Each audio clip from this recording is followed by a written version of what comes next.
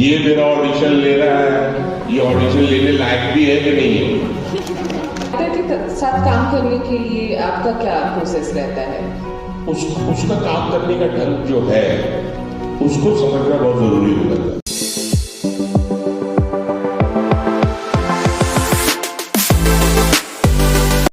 और आज के सत्र में आप सभी का एक बार फिर से मैं स्वागत करती हूँ। मनोज जी की यात्रा को लेकर, खासतौर पर सिनेमा की यात्रा को लेकर अक्सर बहुत बातें होती हैं। उनकी रंगमंच की यात्रा को लेकर मैंने जितना पढ़ा, मैंने जितना जाना, इंटरव्यूज देखे, बहुत कुछ एक वॉइड था, बहुत सारी जानकारी कहीं भी उपलब्ध नहीं थी। और आज के हमारे सत्र का एक महत्वपूर्ण हिस्सा रंगमंच पर बात भी है। तो मनोज जी, आपके रंगमंच के अनुभव से शुरू करते हैं, एकदम शुरुआत से। हाँ, शुरुआत मैंने अपने मोहल्ले में रामलीला की थी, उसमें लक्ष्मण का रोल किया था। तो वहाँ से, और स्कूल में करता था मैं, थोड़ी स्किट्स वगैरह करता था। तो मुझे धीरे धीरे थोड़ा शौक पैदा होना शुरू हुआ। हालांकि मेरे फादर का अपना ऑटोमोबाइल का बिजनेस था, लेकिन मैं धीरे धीरे वो करने लगा। और वो क्या होता है, थोड़ा पहला जो आपका इंटरेक्शन होता है या पहला जो आपका रिएक्शन होता है वो शो ऑफ करने के लिए, क्योंकि स्कूल में तो कोई पूछता ही नहीं था, बैक बेंचर्स थे, पढ़ाई में एकदम नालायक थे। लेकिन जैसे ही थोड़ा स्किट्स वगैरह करना शुरू किया तो थोड़ा इंपॉर्टेंस मिलना शुरू हुआ, लोगों को हम भी दिखने लगे कि हाँ। और रामलीला करने के बाद यह है कि थोड़ा मोहल्ले में उसका विस्तार हो गया।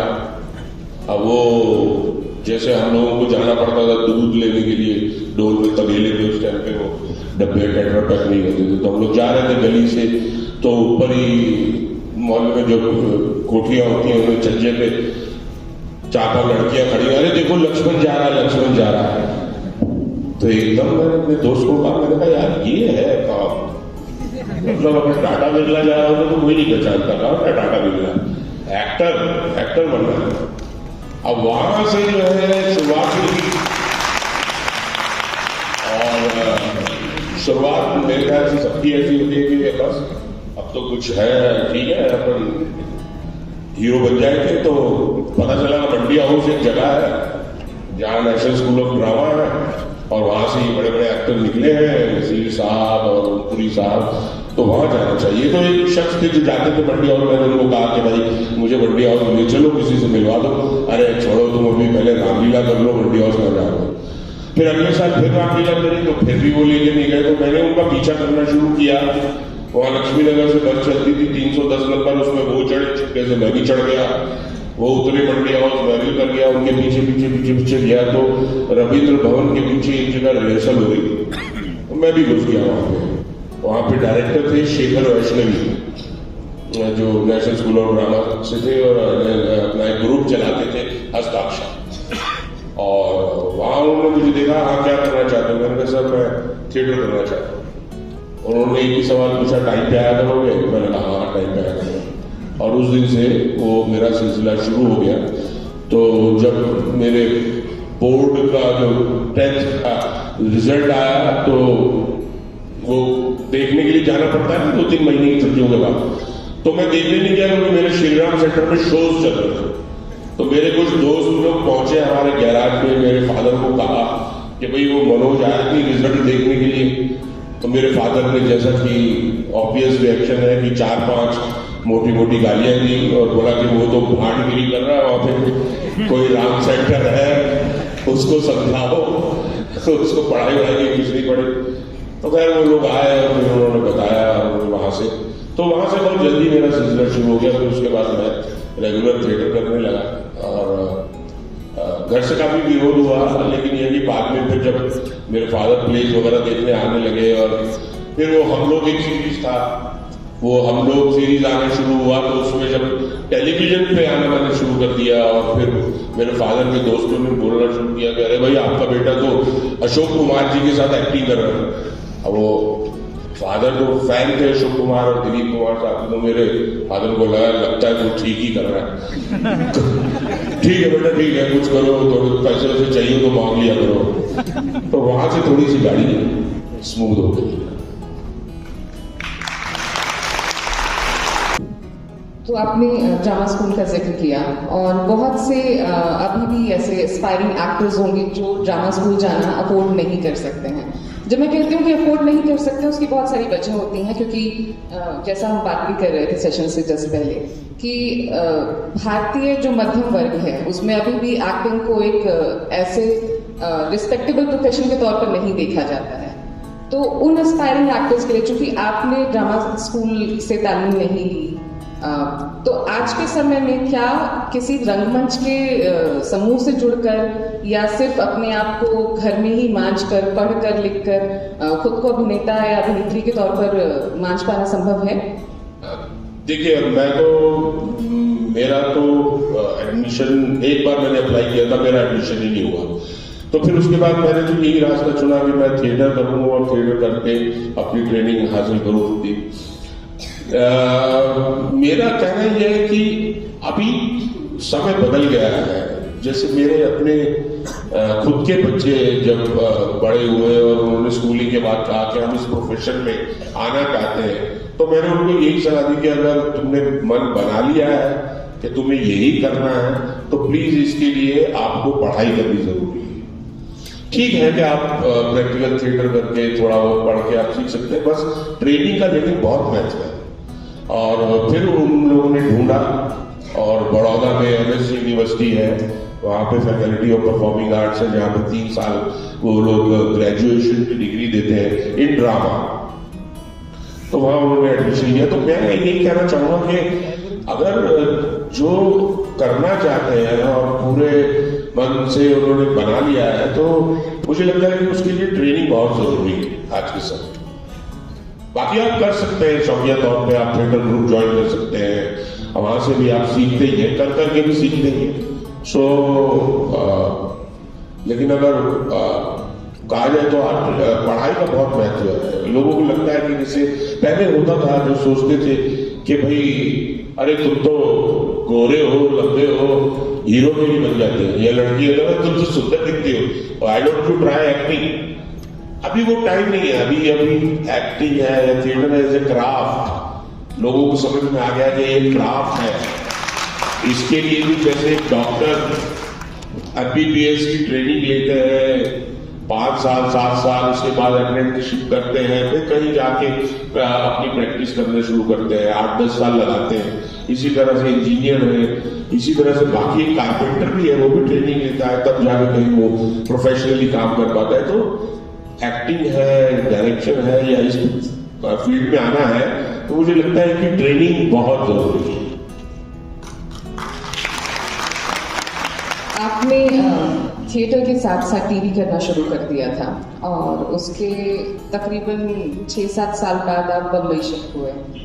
वो एक ट्रांजिशन, वो ट्रांजिशन का एक दौर था जी। और आप जब थिएटर कर रहे थे तो आप प्रोटैगनिस्ट के कैरेक्टर्स करते थे, मेन लीड किया करते थे, लेकिन जब आप बम्बई पहुंचे चीजें बदल चुकी थी और आपको शुरुआत में कुछ एक खास किस्म के किरदार मिलने शुरू, कॉमेडी कैरेक्टर्स।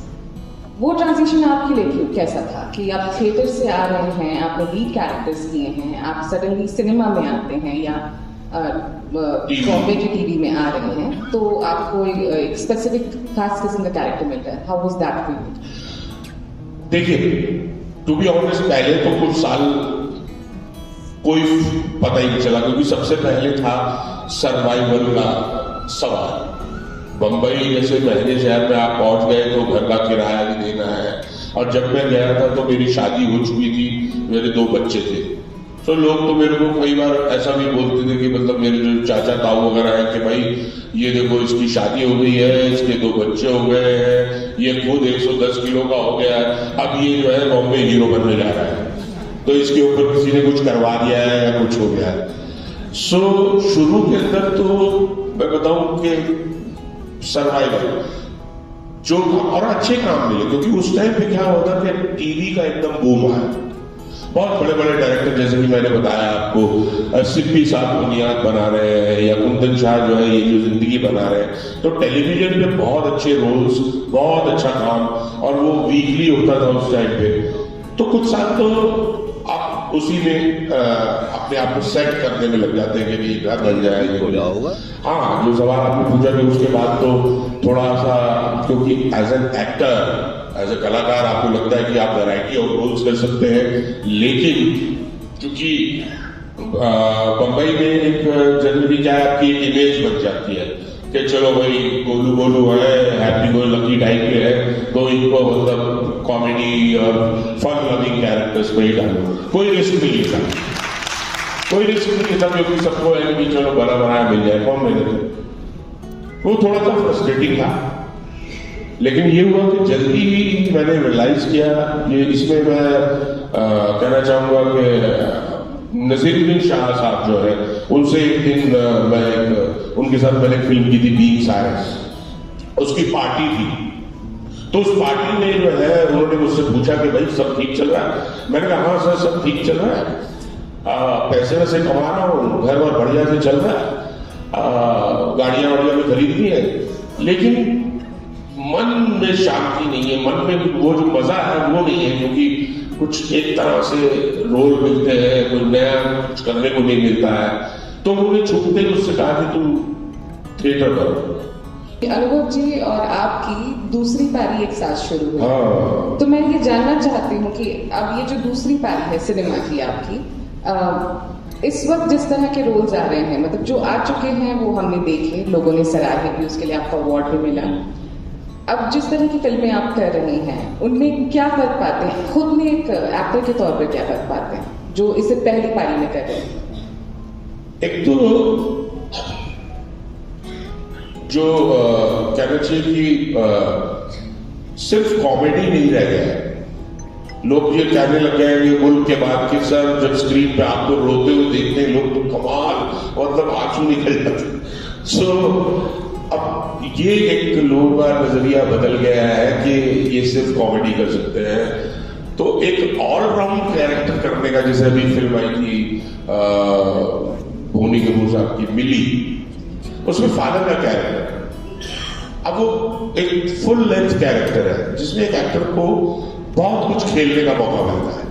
ये नहीं कि 4 सीन का 5 सीन का एक बहुत स्ट्रेट फॉरवर्ड कॉमेडी आपने किया, 4 सीन है भाई, इट्स ए कॉमिक रिलीफ, उसको ऐसे कहा जाता है कि भाई हमारी फिल्म में आपका कैरेक्टर है, it's a comic relief, film की कहानी कुछ और चल रही है, लेकिन ये जो है ये सीन आएंगे तो ऑडियंस फिल्म थोड़ा लाइटर हो जाएगी।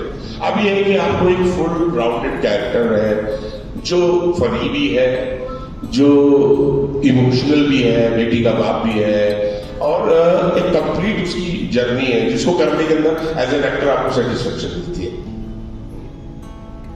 आपने विजुअल फॉर्मेट के लगभग सभी फॉर्मेट्स में काम किया है, आप थिएटर भी कर चुके हैं, टीवी भी कर चुके हैं, सिनेमा, अब डिजिटल और एडवर्टीजमेंट्स भी। सबका प्रोसेस किस तरह से अलग है और एक एक्टर के तौर पर आपकी इन सब में जर्नी कैसी रही है? एक्टर का देखो, मेरे लिए मैं बेसिकली एक्टर हूं। अब फॉर्मेट चेंज जैसे होता है एड फिल्म का, अब एड फिल्म में मेरे को याद है बहुत जल्दी अर्ली स्टेज में जब मैंने शुरू किया था तो प्रहलाद कक्कड़ साहब एक बहुत बड़ा नाम है एड वर्ल्ड के, और जब मैंने वो डायलॉग और सीन बोले तो उन्होंने वहीं से चिल्ला के बोला कि अरे ओ भाई ये तेरा सीरियल नहीं है आधे घंटे का, ये 30 सेकंड का ऐड है। सो मैं जैसे जैसे फॉर्मेट बदलते रहे वो करते करते लोगों से सीखता रहा। तो ऐड में जैसे टाइम का एक लिमिटेशन रहता है, 30 सेकेंड का ऐड है, 40 सेकेंड का ऐड है, और सिनेमा है उसकी एक अलग पेस रहती है। बट मुझे बहुत ज्यादा कोई उस तरह से, अगर आप अच्छे एक्टर हैं तो आप वो जो टेक्निकल चीजें वो अडैप्ट कर लेते हैं, उसके अंदर कोई उस तरह से बहुत ज्यादा प्रॉब्लम नहीं होती। तो इन फॉर्मेट्स के डायरेक्टर्स भी अलग अलग रहे, अभी बहुत से ऐसे लोग हैं जिन्होंने अलग अलग सारे फॉर्मेट्स लगभग ट्राई भी कर लिए हैं, तो एक डायरेक्टर के साथ काम करने के लिए आपका क्या प्रोसेस रहता है? डायरेक्टर के साथ काम करने के लिए उसका काम करने का ढंग जो है उसको समझना बहुत जरूरी हो जाता है। अब लाइक जैसे मैं एग्जाम्पल दूं, डेविड धवन साहब है, उन्होंने कितनी सारी फिल्में बनाई है, एक से एक कॉमेडी फिल्में, एक से कुली नंबर, गोविंदा और उनकी जोड़ी कितनी, और बहुत सारी फिल्में उन्होंने मेरे को एक फिल्म के लिए बुलाया। तो मैंने उनसे बात की कि उन्होंने यार बहुत अच्छा है तेरे साथ काम करना, तो इसमें गोविंदा के दोस्त का रोल है, बहुत अच्छा रोल है, तू करेगा इसको। हाँ, बातचीत हो गई, उन्होंने जाओ प्रोड्यूसर से बात कर लो, डन कर लेते हैं। मैं प्रोड्यूसर साहब के पास पहुंचा, जो भी बातचीत होनी थी वो हुई। उसके बाद मैंने उनको कहा कि सर एक रिक्वेस्ट थी कि इसकी स्क्रिप्ट अगर मिल जाती तो। ये मैंने कहा तो जैसे हम बैठे हैं, पीछे से हंसने की आवाज आई। तो मैं टर्न करके देखा तो वहां पंकज पारेशर बैठे हुए थे। बोलो देखो कितना बड़ा इडियट है, डेविड डबल साहब की फिल्म में स्क्रिप्ट मांगा। तो मुझे बड़ा अजीब लगा, मैंने यार ये उनका स्टाइल ही यही है, वो हाथ के आती उनके दिमाग में खापा रहता है एक, और जो सीन करने का जब मैंने कहा चलो कोई बात नहीं, ठीक है। अब वहां पे पहुंच गए, शूटिंग वाले दिन वैनिटी में पहुंच गए। मैंने कहा भाई स्क्रिप्ट दे दो, क्या कर रहे हैं? नहीं वो आपका सीन है गोविंदा के साथ, तो ये है वो अभी देते। इतने में कपड़े भी आ गए, सूट वूट आ गया, पहन लिया। मैंने कहा कपड़े भी पहन लिए, सब कुछ ले, ये मुझे पता नहीं है कि करना क्या है। तो बोले नहीं लिख रहे हैं अभी, आप नाश्ता वाश्ता कर लो। सो यू सी ये पॉइंट इज के एक एक्टर को जो अलग अलग फॉर्मेट में काम करता है उसको तैयार रहना पड़ेगा। ये ट्रेनिंग हमारी थिएटर की ट्रेनिंग बहुत काम आती है इसमें। अब ऊपर पहुंचे, उनके पास पहुंचे, उन्होंने एक स्क्रिप्ट में लिखा कि देखो ऐसे ऐसे है, गोविंदा फंस जाता है, उसकी बीवी को पता चल जाता है कि ये जो है दूसरी लड़की के साथ अफेयर चल रहा है, और अब वो परेशान है, तो अब वो कैसे बचे, तो तुमसे आके डिस्कस करता है। ये सीन है। उन्होंने मुझे सीन दिया और फिर ले लिया। बोले इसका कोई फायदा नहीं है क्योंकि वो चीची मतलब गोविंदा, वो आएगा तो वो सब बदल देगा। अब वो आएगा वो भी बदल देगा सब। तो अब बैठे, अब वही हुआ, चीची आया 12 बजे, अरे आओ, अच्छा। तो उन्होंने फॉर्मेट ऐसा बना रखा था कि उसकी सीट है और ऐसे मेरी सीट है, वो कैमरा वाले ने कैमरा लगा रखा। वो आया और आके बोला नहीं इसको ऐसे करेंगे हम लोग, जो है 50s और 60s में जैसे एक्टिंग होती थी, अब फर्श में लेट जाएंगे और फर्श में लेटे लेटे बात करेंगे, बंटू क्या हो गया, तेरी भाभी को पता चल गया, अब क्या करेंगे, ये सब। तो पूरा वो चेंज हो गया। सो कहने का पॉइंट ये है कि वो वहां पे सवाल पूछा, उसका जवाब ये है कि जो डायरेक्टर है, अलग अलग एज एन एक्टर आप अलग अलग डायरेक्टर्स के साथ काम करते हैं, अलग अलग फॉर्मेट के साथ में काम करते हैं, तो आपको अपने पूरे जो एलिमेंट्स हैं एक्टर के वो खोल के रखने हैं और जाके उसके हिसाब से आपको डिलीवर करना है। फिर सीन्स हुए, बहुत अच्छे सीन्स हुए, वाज वेरी हैप्पी। फिर उसके बाद डेविड डबल साहब के साथ 5-6 फिल्में की मैंने।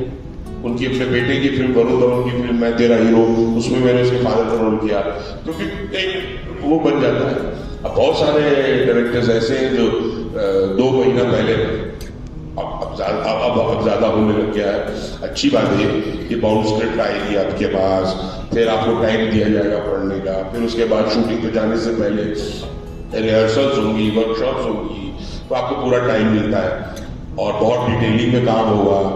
तो हर फॉर्मेट के लिए एक्टर को तो तैयारी रहना पड़ता है। एड फिल्म्स का जैसे मैंने बताया कि अब आपको दिए, इसके बाद आपको उसको कॉम्प्रेस करके उसको 30 सेकेंड के अंदर ही वो एक्सप्रेशन, वो लाइन, वो सब करना है। ये जो आपने डायरेक्टर्स वाली बात कही, आपका 4 दशक का अनुभव है। 4 दशक से शोले वाला डायलॉग हो गया कि होश संभालते ही अपने पैरों पे खड़े हो गए। तो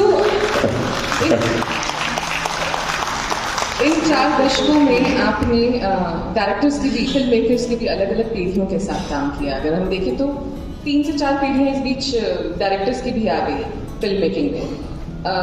प्रोसेस में क्या फर्क पाते हैं आप, और आपका अगर आपकी प्रेफरेंस पूछी जाए, आपको किन के साथ काम करना ज्यादा पसंद आता है? फर्क जैसे मैंने आपको बताया ना कि अभी ट्रेनिंग की जो बात चल रही थी, अभी जो आगे की जनरेशन जितनी भी आ रही है डायरेक्टर्स की, वो ट्रेंड हो गया है। पहले की तरह वो सिस्टम नहीं रह गया है कि भाई फादर बहुत बड़े डायरेक्टर हैं तो बेटा ऑब्वियसली अपने आप ही डायरेक्टर हो गया। है ना। अब वो क्या है कि वो लोगों को भी समझ में आ गया है, जहाँ बड़े घर के लोग भी हों, इवन आप देखिए कपूर जो कि मतलब first family of film industry है, लेकिन अब उनके बच्चे भी चाहे रणबीर है, वो 6-6 साल की ट्रेनिंग यूएसए वगैरह से लेके आते हैं। तो ये जो नई जनरेशन है, जैसे मैं पुनीत मल्होत्रा के साथ एक फिल्म कर रहा था स्टूडेंट ऑफ द ईयर, तो बहुत ही यंग टाइगर श्रॉफ। अब टाइगर श्रॉफ है, उनके फादर जैकी श्रॉफ, उनके साथ मैं काम कर चुका हूँ। तो मैं वहां से लखनऊ पहुंचा, निखिल अडवाणी का एक वेब सीरीज था वो कर रहा था। तो निखिल अडवाणी ने कहा क्या कर रहे थे, मैंने कहा पुनीत मल्होत्रा की फिल्म कर रहा था स्टूडेंट। कहला हाँ मेरा एडी था वो, कल हो ना हो। और मैंने फिर उसको निखिल अडवाणी को कहा, मैंने कहा तू किसका एडी था जब हमने इस रात की सुबह नहीं की थी? तो वो सुधीर मिश्रा का एडी था जब हमने इस रात की सुबह नहीं की थी। सो आपका जो सवाल है कि जो फर्क क्या है, अब जो है ज्यादा सिस्टमैटिक होते जा रहे हैं और ज्यादा ऑर्गेनाइज्ड होते जा रहे हैं। पहले जैसे मैंने बताया कि चलिए ले गए सेट को, यूनिट चला गया, बैठा है शिमला में और चल रहा है काम, और स्क्रिप्ट भी लिखी जा रही है सारा। अब ऐसा नहीं है, अब बाउंड स्क्रिप्ट होगी, पहले से प्लानिंग होगी, क्योंकि बच्चे जो है, नई जनरेशन जो है, वो पढ़ के आ रहे हैं, बाहर का भी सिस्टम देखते हैं, तो वो कहते हैं कि भाई ये सिस्टम हमारे यहाँ भी हो, सिस्टमैटिक हो, ऑर्गेनाइज्ड हो और कुछ हद तक और डिसिप्लिन।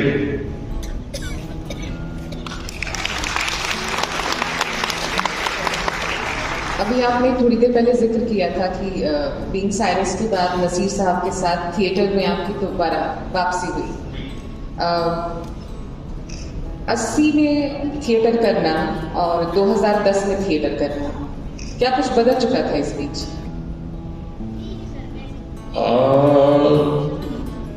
मतलब कहना चाहिए कि थोड़ी अवेयरनेस ज्यादा बढ़ी है मेरे हिसाब से, क्योंकि दिल्ली में जब 80 में हम लोग नाटक वगैरह करते थे तो कई बार ऐसा होता था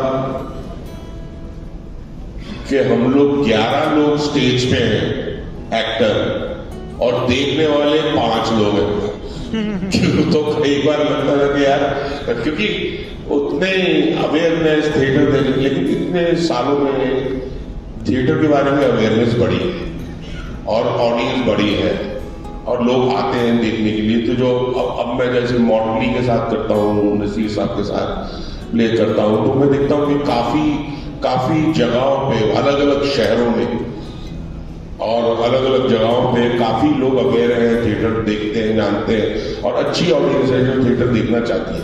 तो ये फर्क है। ये कुछ ऐसा है कि ये इसकी एक झलक भोपाल में भी हम देख चुके हैं। मैं भोपाल से बड़ा पुराना रिश्ता है मेरा। हम लोग भारत भवन जब हमारे बीवी कारन साहब थे, जो जिस तरह से उन्होंने भोपाल में मूवमेंट चलाया था, मैंने अपनी आंखों से देखा है। और जैन साहब बैठे हुए हैं यहाँ पे, इन्होंने तो उसका हिस्सा रहे हैं कि हमने देखा है भोपाल में कि एक ऑटो चलाने वाला, एक पान की दुकान वाला, ऐसा मूवमेंट था कि वो अपना दुकान बंद करके, ऑटो खड़ा करके, टिकट लेके भारत भवन में नाटक देखने आता था। वो एक गोल्डन पीरियड था। अशोक वाजपेयी साहब थे गवर्नमेंट में, वो उनकी तरफ से भी बहुत सहयोग मिलता था। तो ये हो सकता है, ये हुआ है। और हम लोग भी आते थे, हम लोग यहाँ दिल्ली से अपने नाटक लेके आते थे, भोपाल, जबलपुर, इंदौर अपना फेस्टिवल करते थे। तो आपका जो सवाल था, अवेयरनेस काफी बढ़ी है और बढ़नी चाहिए। मुझे लगता है कि और बढ़नी चाहिए। अब मैं जैसे यहाँ पे जैसे अब हम यहाँ पे है विश्वविद्यालय में, तो मेरे को लगता है कि एक थिएटर आर्ट, इसका एक प्रावधान होना चाहिए स्टूडेंट्स के लिए, चाहे ताकि वो करना स्कूल के लेवल पे ही शुरू करें आगे चल के डेवलप होता है नहीं होता है क्या होता है, बट ये बहुत जरूरी एक, जैसे मैं आपको एग्जाम्पल दूं, हमारे एक दोस्त है, एक्टर है, वो बहुत मशहूर एक्टर है, विनय पाठक साहब है। मैंने जब उनसे पूछा तो वो गए थे अमेरिका MBA करने के लिए, और उनके बाहर MBA के अंदर कोर्स में कंपलसरी है कि आपको एक कोई ऐसी एक्टिविटी साथ में जरूर लेनी है, तो उन्होंने थिएटर ले लिया। और उसमें ये होता है कि भाई आपको MBA तो आप कर रहे हैं, लेकिन ये तो मेन है आपका कोर्स डिसिप्लिन। अब आप साइड में अपने नाटक देखना है, नाटक देख के उसके बारे में लिखना है, एक छोटा सा एग्जाम उसका भी होगा, तो आपकी एक एक्टिविटी चल रही। तो उस इंसिडेंट ने उनकी जिंदगी बदल दी। वो जो नाटक उनको देखना था वो देखने गए और फिर 10 दिन तक 10 शोज उसके देखते थे, और उसके बाद आगे उन्होंने कहा कि भाई मैं अपना जो है डिसिप्लिन बदलना चाहता हूं, मैं बिजनेस मैनेजमेंट नहीं, मैं थिएटर में मास्टर्स करना चाहता हूं। और उन्होंने किया, और उसके बाद आप देखिए आज वो कितने सक्सेसफुल एक्टर है। तो कहने का पॉइंट ये है कि अवेयरनेस बहुत बड़ी है, और मुझे लगता है कि और बढ़नी चाहिए। आपने थिएटर को लेकर मास कनेक्ट की बात की।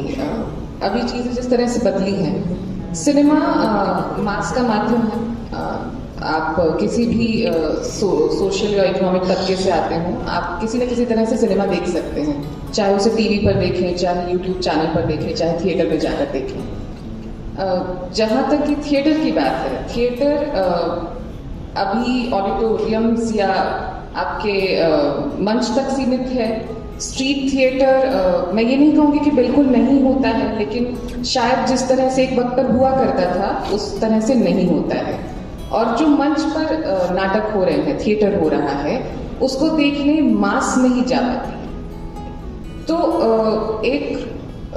आप अभिनेता हैं, आपने दोनों माध्यम में काम किया, आपको दोनों माध्यम प्रिय हैं, तो इस चीज को, इस गैप को कैसे भर सकते हैं? ये अच्छा सवाल है आपका। इसके बारे में हमने भी काफी सोचा और उसके बारे में हमने करा। इसकी शुरुआत हमने इस तरह से करी कि अब एक कहानी 7 मिनट भीष्म सागर की, अब सीमा ने बहुत साल पहले की थी। अब उन्होंने कहा कि भाई मुझे ये कहानी को दोबारा रिवाइव करना है, इसके साथ एक्सपेरिमेंट करना है। अब आपने जो सवाल उठाया कि ऑडिटोरियम्स बुक करना, और ये शुरुआती दौर में या बाद में भी काफी एक्सपेंसिव अफेयर हो जाता है कि भाई कौन प्रोड्यूस करेगा, पैसा कौन लगाएगा। हम लोगों ने वो कहानी सीमा ने तैयार की और हमने शुरुआत करी अपनी छत से। हमारी छत थी, उसमें ऊपर उसका शो रखा गया। हमने कुछ 30-40 लोगों को बोला आने के लिए, और करीब 80 लोग आ गए। सो मेरा कहने का पॉइंट ये है कि जो भी लोग, आप उसको वेट मत करो। हमारा लिटरेचर भरा हुआ है, एक से एक बड़े राइटर, और आप देखेंगे कि हम लोग मॉटली में, नसीरुद्दीन शाह के ग्रुप में, हम लोग अब उसी को ज्यादा अडेप्ट कर रहे हैं। इंस्टेड ऑफ नाटक हम लोग सादत हसन मंटो साहब की कहानियां, हरिशंकर परसाई जी की कहानियां, और इसमें चुगताई जी की कहानियां लेते हैं। एक एक्टर होता है स्टेज के ऊपर और उसको परफॉर्म करते हैं, और वो कहानी, वो ये फॉर्मेट इसीलिए डेवलप किया गया है कि नाटक का पूरा एक्सपेंस ना हो। एक एक्टर है, वो चाहता है कि भाई मैं इस फील्ड में आ गया, एक कहानी 20 मिनट की, 15 मिनट की, आधे घंटे की तैयार कर, सोलो है। उसके बाद वो शुरुआत कर सकता है कि भाई मैं मेरे घर पे आ जाओ, या फलानी की छत है, या कुछ व्यू है, अपना ऐसी जगह है, या 20-25 लोग मिलके देख सकते हैं। तो मुझे लगता है कि अगर इस तरह से भी करना शुरू करें तो बहुत ऑटोमेटिकली आपके वो रिसोर्सेज आगे बढ़ते चले जाएंगे। उसके बाद जब सीमा ने ये करना शुरू किया तो इतनी जगहों से पूरे हिंदुस्तान भर से क्या हमारा एक ये गैदरिंग है, इसमें आके आप करिए। या भूषण पांडे को मैंने बताया, वो उनकी लीला, उन्होंने कहा कि मैं अपने भाई को गिफ्ट देना चाहती हूँ, हम लोग पार्टी कर रहे हैं बंगेल में, तो सीमा जी आप वो परफॉर्म कीजिए, it will be surprise for. तो वहां 60-70 लोग थे। सो इस तरह से अगर भी शुरुआत करें तो मुझे लगता है कि बहुत फर्क पड़ेगा, बहुत फर्क पड़ेगा। ये बात करते करते मेरे दिमाग में एक चीज आई। रंगमंच की जो प्रक्रिया है सीखने की और जाकर मंच पर परफॉर्म करने की, उसमें वक्त लगता है। सब आपको वक्त देना पड़ता है क्योंकि सीखना रातों रात नहीं होता है। लेकिन इसका एक फ्लिप साइड ये है कि रंगमंच, लोगों का ये मानना भी है और बहुत स्ट्रॉन्ग मानना है कि रंगमंच आपको उतना पैसा कमाकर नहीं देता है जिससे आप घर चला सकें। अब यहीं पर बात आ जाती है सिनेमा की। तो ऐसा नहीं है कि आप सिनेमा शेयर लग कर कर सकते हैं, उसमें भी आपके अंदर स्किल्स होनी चाहिए, आपको एक्टिंग आनी चाहिए, आपको एक्ट करना जरूरी है। लेकिन वहां पर अगर वो फिल्म हिट हो गई, फॉर वट एवर रीजन वो चल गई, तो आप रातों रात स्टार बन जाते हैं और उसमें ऑफकोर्स एक कमर्शियल जुड़ा हुआ है। ऐसे समय में बहुत सारे एक्टर्स ऐसे हैं जो एस्पायरिंग एक्टर्स कहना चाहिए, जो थिएटर को एक स्टेपिंग स्टोन की तरह इस्तेमाल करते हैं। उनका लक्ष्य जाना है सिनेमा में, उनको थिएटर में अपने आप को सीमित नहीं करना है। तो क्या ये रास्ता सही है, मतलब to use theatre as a stepping stone? नहीं, इसको यूज करना भी क्या कहेंगे। मतलब अब मैं अपनी बात करूं, किसी और की बात क्यों करूं। मैं तो शुरू से ही हीरो बनना चाहता था। मेरे को लगता था कि बस ठीक है, अगर थोड़ी हाइट अच्छी होती तो बच्चन साहब को मैं मार दे देता। मतलब उस वक्त जब मैंने शुरुआत की थी कि वो नहीं है तो राजेश खन्ना तो बनी जाएंगे, अरे पंजाबी लड़का हूँ, गोरा रंग है, अच्छा एक काम करता हूँ, थोड़ा सा हॉर्स राइडिंग सीख लेता हूँ और कराटे सीख लेता हूँ, तो बस पूरा हीरो बन जाऊंगा। लेकिन जब मैं उसके अंदर इन्वॉल्व हुआ थिएटर के अंदर, तो मुझे लगा कि यार ये तो एक बहुत ही अलग क्राफ्ट है। इसके अंदर तो मतलब जो भागे थे वहां से स्कूल से कि पढ़ाई करनी, इसकी याद बहुत पढ़ाई करनी पड़ेगी।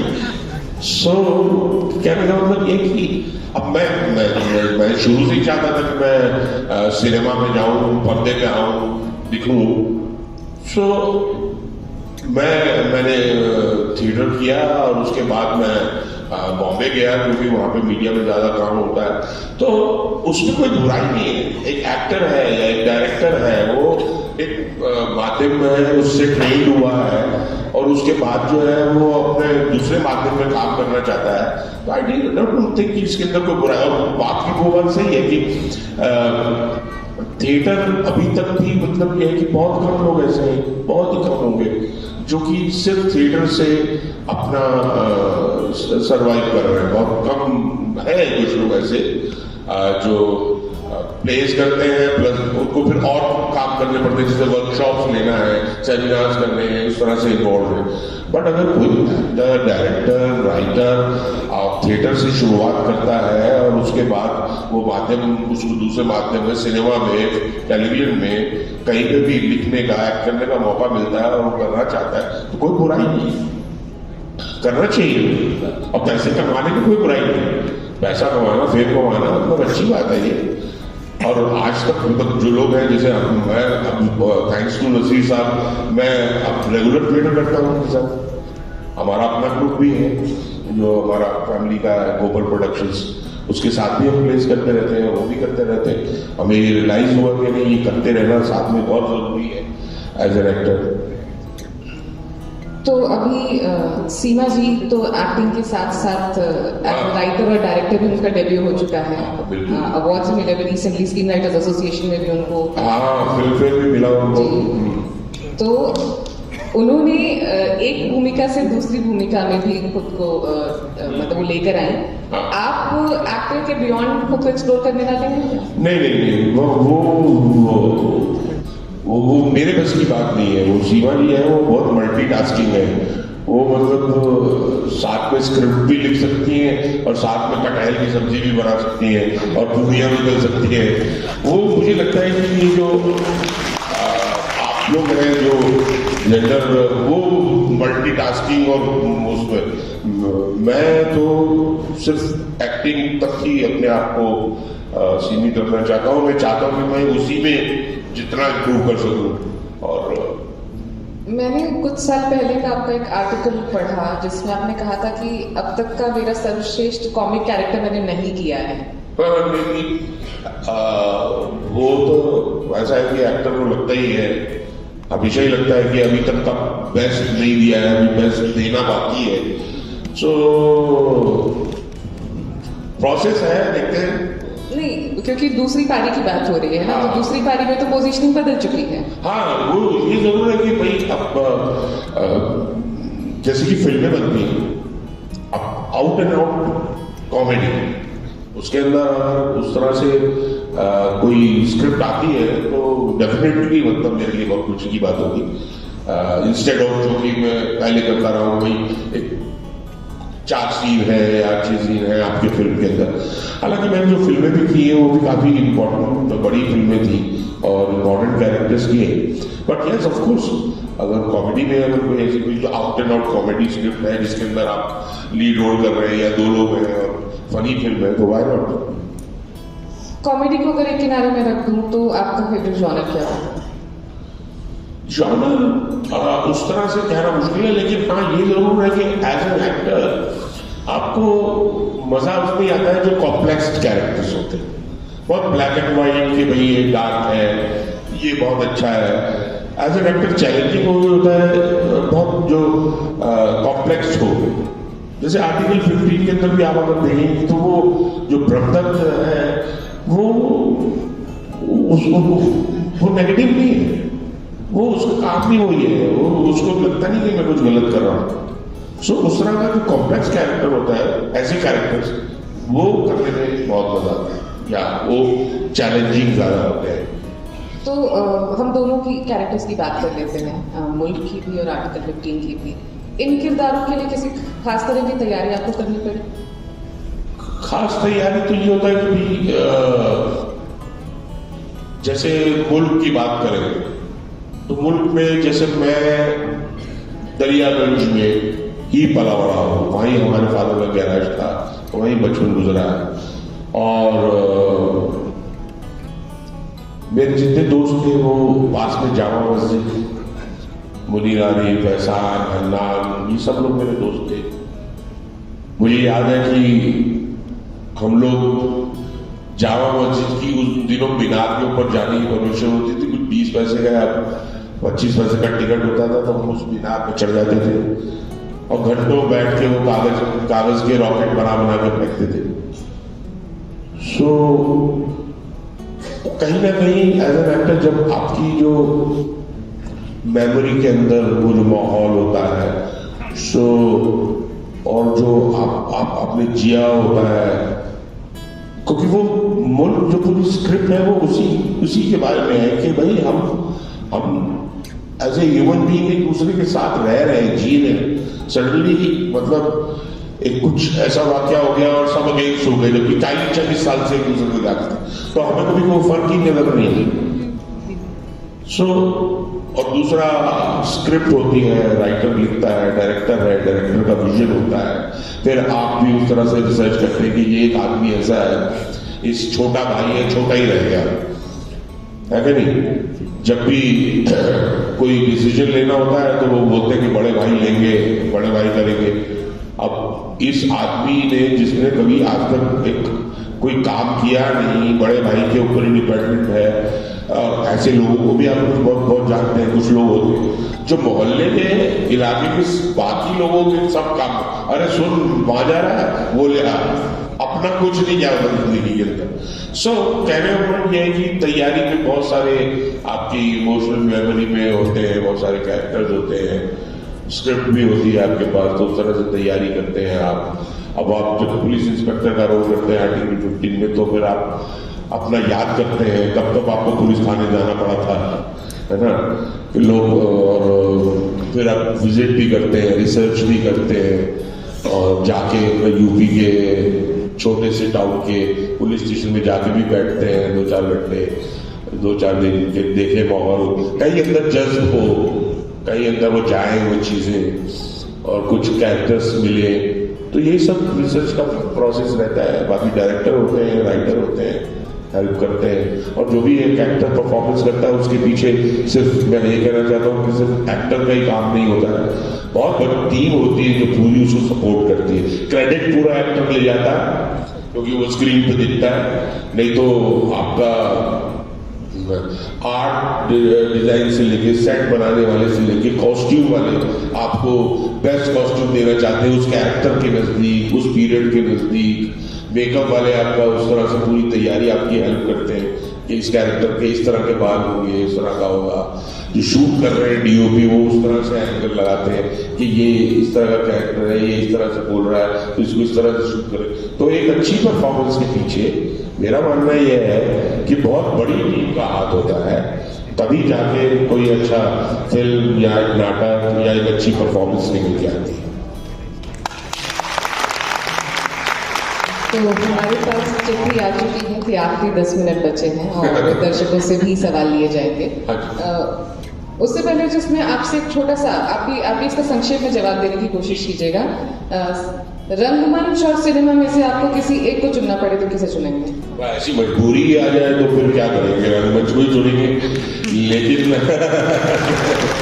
क्योंकि जो कुछ भी आज मैं वो रंगमंच की वजह से हूँ, यहाँ पे जो बैठा हूँ, वो या जो फिल्म इंडस्ट्री में और टेलीविजन इंडस्ट्री में जो मुझे काम मिला है, वो सिर्फ और सिर्फ रंगमंच की बदौलत ही है। तो जो कुछ भी हूँ आज रंगमंच की बदौलत। तो अगर हमारे दर्शकों में जो लोग हैं उनके पास सवाल है तो जी अनुराग, अगर माइक किनको अवेलेबल करा दिया जाए। मेरा सवाल ये है कि आपका दौर चल रहा है, हमने शॉर्टेज कर दी और बैकअप कराते हैं, स्क्रिप्ट दी जाती है और एक सीरीज तरह में आज शुरू से दिखाया जाता है कि कैरेक्टर की मैटर है। बट जो मेरे अंदर जो क्राफ्ट के हिसाब से डिफाइन करके प्रस्तुत करने की कोशिश करते हैं, जाहिर है कि उसका जो आयाम होता है वो तरीके का आयाम, लेकिन समय में इसको पूरी तरह से समझना बड़ा मुश्किल है। वो आप कैसे